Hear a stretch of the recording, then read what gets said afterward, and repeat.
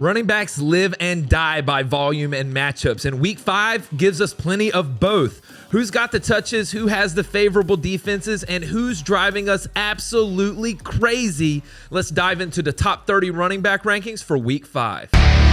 What's up, Headliner Nation? My name is Brad, the Rankings King, and before we dive into this week's rankings, just a reminder that these are the consensus rankings between Jake and Kyle. And for more detailed analysis, check out the start-sit videos from Kyle already posted this week.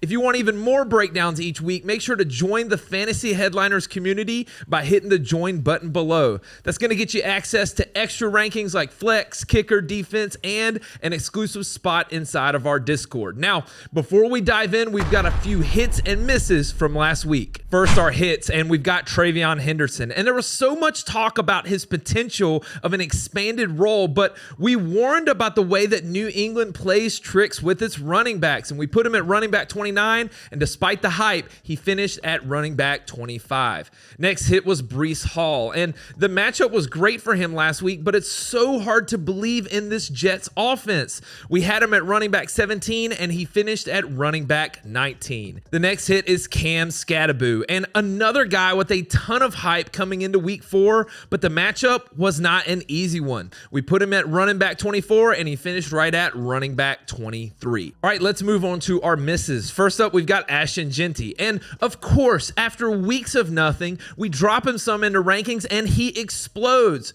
Sure, we still had him in the top 20, but not at RB1 on the week. And then, what about Jordan Mason? Pittsburgh had been allowing just under 20 fantasy points per game to running backs, and with the international game in Ireland, it just made sense to have Mason ranked fairly high. Unfortunately, he didn't do much with the 19 touches that he got.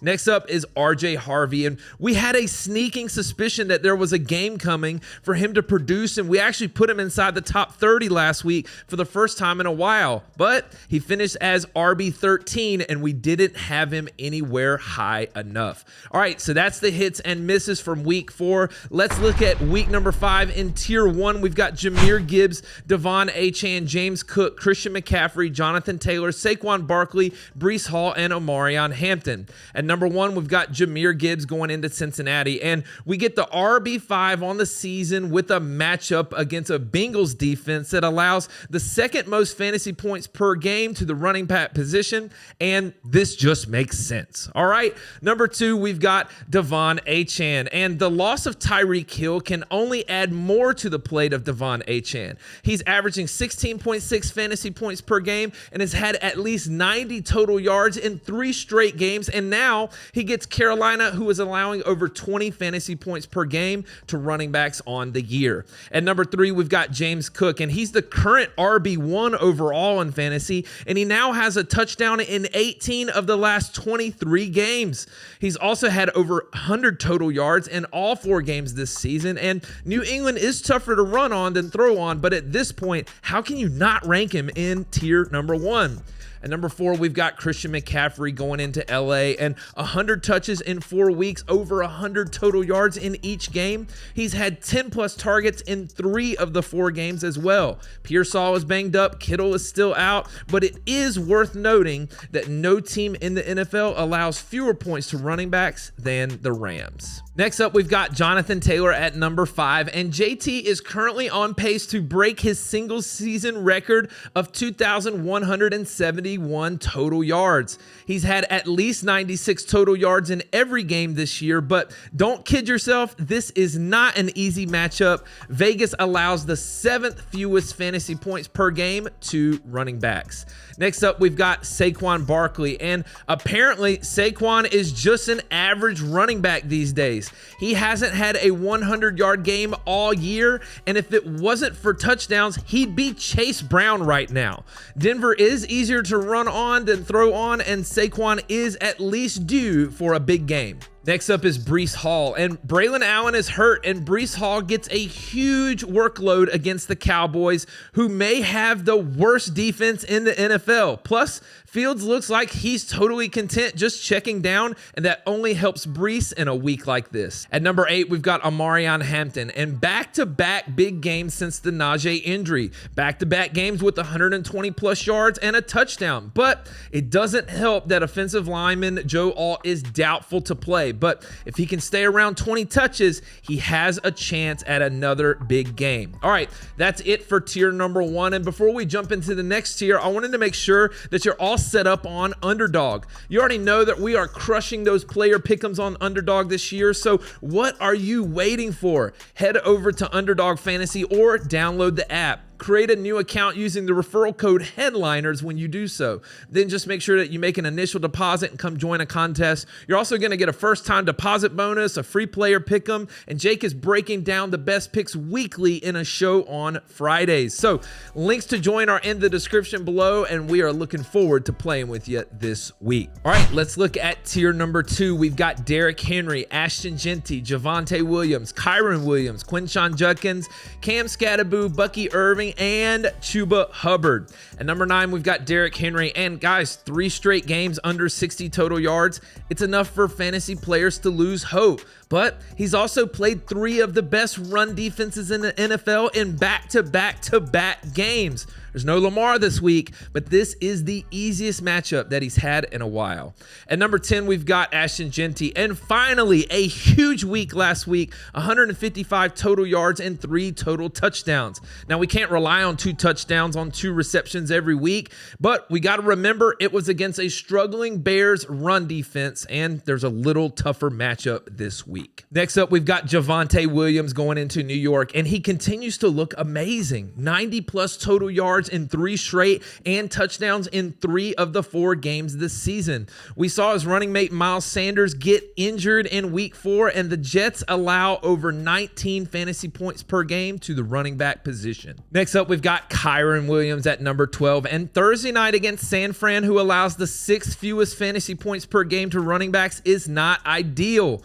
However, he scored over 10 fantasy points in each game against the 49ers last year, including a game with over 100 total yards and 3 touchdowns. At number 13, we've got Quinshon Judkins, and he has basically taken over the bell cow role in Cleveland. 44 touches over the last 2 weeks and touchdowns in back-to-back games.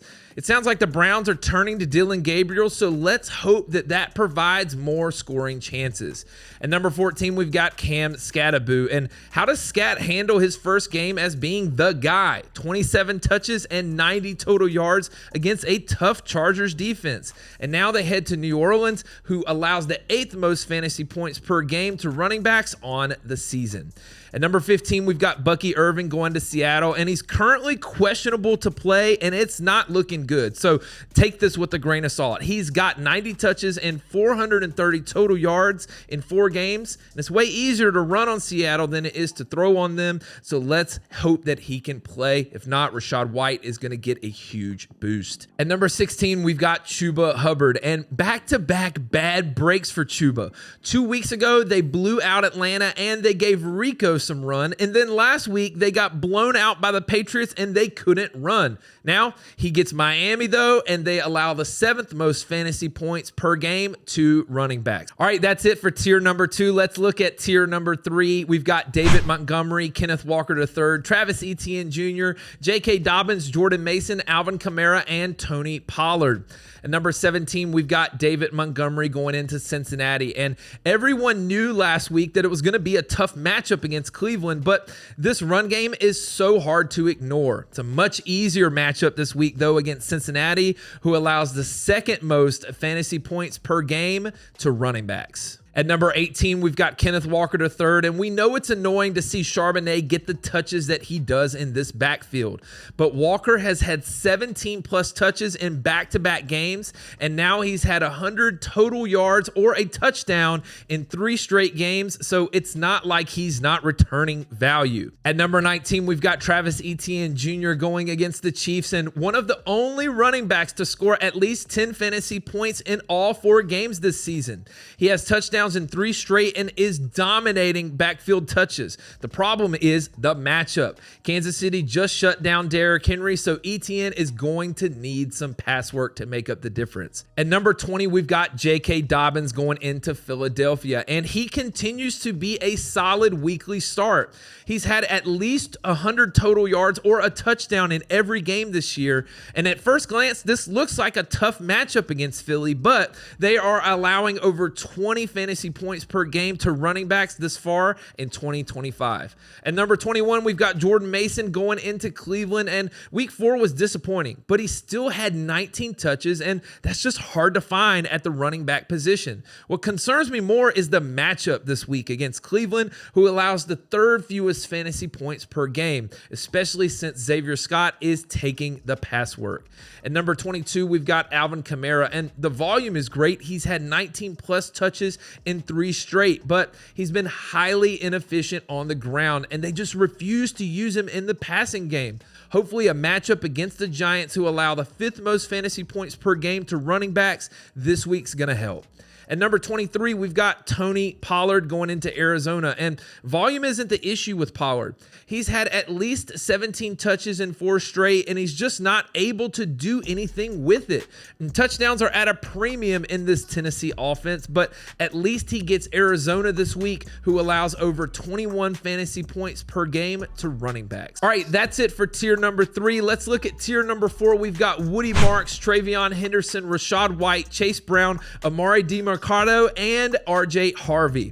At number 24, we've got Woody Marks going into Baltimore, and we've been talking about this guy since August, and just saying that once he gets a chance, he could win the job.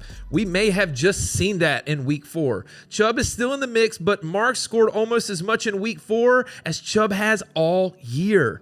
At number 25, we've got Travion Henderson, and there was a lot of talk about a bigger role for Henderson in week 4, and then he scored the most points that he had all year. But did you know that he played a season low in snaps and still had less touches than week 3? He was saved by the touchdown, so mute your expectations here. At number 26, we've got Rashad White going into Seattle, and we know that Bucky is banged up, and even if he does play, there's a good chance he's going to be limited. That's if he plays, and we've seen White produce when he gets more touches, and so in a game against Seattle with a banged up Bucky, those extra touches could be there this week. At number 27, we've got Chase Brown, and a lot of people are ticked at Chase Brown, but this isn't a Chase Brown issue. It's a Jake Browning and a defense issue. Teams are going to stop the run because Browning can't beat them with his arm, and their defense is terrible, so they're always down multiple scores. At number 28, we've got Amari DeMarcado, and with the injury to Trey Benson, this Arizona backfield is going to be a mess. DeMarcado should see the most touches, and in a good matchup this week against Tennessee, he could have some potential upside. At number 29, we've got RJ Harvey, and with 18 touches, 98 total yards, and a touchdown in week 4, it's clear that Harvey is an elite talent, but Denver still uses multiple backs. In a good matchup this week against Philly, though, I wouldn't be surprised to see him highly involved again. And then rounding out the top 30, we've got Xavier Scott going into Cleveland, and apparently Scott is going to be the pass-catching back in Minnesota for now. He had 8 targets, 6 receptions, and 43 yards and a touchdown in week 4, and now they get Cleveland, who is tough to run on, but it could lead to passing work once again. Okay, so there's your top 30 at tiers 1, 2, 3, and 4, and then a few guys on the outside looking in. We've got Zach Charbonnet, Ramondre Stevenson, Ja'Cory Krosky-Merritt, Isaiah Pacheco, Kareem Hunt, Bashul Tootin, Chris Rodriguez, Ollie Gordon, and Nick Chubb. And that's how the running back rankings line up for week number 5. Which running back are you locking into your lineup, and which ones are you fading? Make sure to drop your hot takes in the comments. Hit that like button, and make sure you're subscribed so you don't miss the quarterback, running back, wide receiver, and tight end rankings right here on the channel every single week. Headliner Nation, we'll see you in the next video. Analytics off the chain, other channels not the same. Jake and Kyle, you know the name. Headliner Nation, we running the game.